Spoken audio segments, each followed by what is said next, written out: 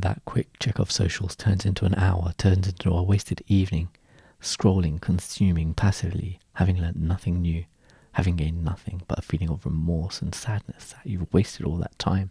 There's a scene in Superman, in the old Superman movies, where Lex Luthor places this heavy iron chain with a rock of glowing kryptonite around Superman's neck. Superman's helpless. Lex pushes him into a swimming pool.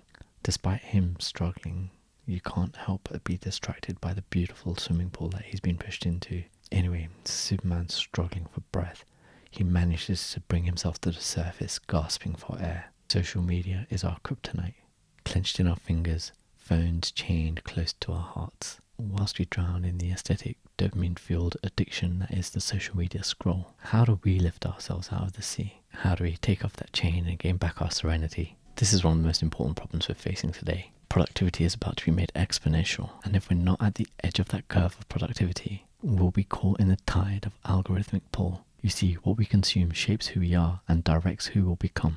But those things we consume, those posts, have been designed by someone else, pushed out by an algorithm. When we're on social media, we feel as if we're gaining some privileged insight, but it's not really privileged, and I'll explain why. We need a reframe, because we don't see social media as a kryptonite around our neck. We don't see it coming. So let's talk about the escape. Let's talk about how we're going to pull ourselves from the undercurrents. Let's talk about how we're going to save ourselves from drowning in this ocean of social media. But we need a reframe because we don't see it coming. If we're going to set up for success, these are the 3 steps that we're going to take. We're going to delete, reset, and redefine. And I want to talk you through what we need to do to attain each one of those things. If the thought of deleting social media scares you, hear me out. This is the plan. You're going to delete one social media app, preferably the one that you spend most time on. If that sounds hard, if that sounds like it's going to hurt, that's the first warning. Social media, an app, shouldn't be making us feel that way. So go ahead, delete the app. By the way, deleting an app is a 2-second job, and reinstalling it and having it auto log in is also a 2-second job. But it's the psychology behind it. Interesting how uncomfortable it feels to go ahead and delete an app. See, that's the chain around our neck. But actually, once you've deleted it, you kind of realize the liberation of it. You have more time, you have more thinking space, and you can really start to now plan what you might do instead.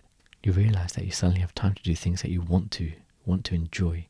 It might even involve going outside, getting some fresh air. It might even involve talking to a friend in real life, rather than false engagement that you sometimes feel you're getting when you're actually making comments on other people's posts. But that's step 1, delete. That's the easy part. Number 2, we're going to reset, because it won't be long before you want to reinstall the app. You want to check your DMs, for example. But we're going to reset. Not only are you going to open your own account, you're going to create a new account, and you're going to use that for what I'm going to talk about now. So you'll want your old account because you'll have your DMs and you'll have all the followers and the friends that you've made. That's fine. But if we're going to use social media at all, we need to redefine what we use it for. We're going to do that by resetting. So have a new account. Search for accounts that align very strongly with your interests. Things that you want to be able to do with your own time. Things that you want to learn. The algorithm will soon reset and help you learn what you want to do.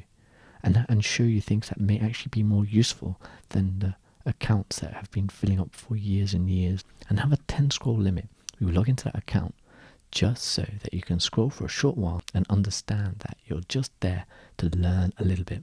But that comes back to now redefining, because we're going to redefine our use of social media as using social media with purpose. How can you use social media with purpose? You use it for a goal that attains you progressively better outcomes. Have a 10 scroll limit. Limit your scrolling for about 10 posts in the account that most aligns with your interests. After scrolling for 10 posts, think to yourself, have you learned anything? The second part of purpose involves not being distracted. I'll tell you a story. Sometimes I want to watch a long-form creator, for example Dan Coe, and I really want to watch a video. I've got some time doing the washing up to go through and learn something. But on opening YouTube, literally you're met with shorts feed that encourages you to scroll and scroll and scroll. It's not good for the brain. But before you know it, your time's been swept away by scrolling through shorts. Before you open up any social media app, define your purpose. Number 1, it might be to check your DMs. Great, go in, check your DMs, reply to any, then leave the app. It might be that you want to spend 5 minutes or so checking if there's anything else of interest. Limit your time, set a timer. It might be that you want to watch a podcast. Great, go into your favorite podcast app and watch just a podcast, and don't let the algorithms of the app distract you. So you're going to go in with a purpose and you're going to stick to that defined goal. And this is where having a pre-agreement with yourself is the most valuable thing in all of this. You will be entering an agreement to become better with your own time and with the resource that is your mind.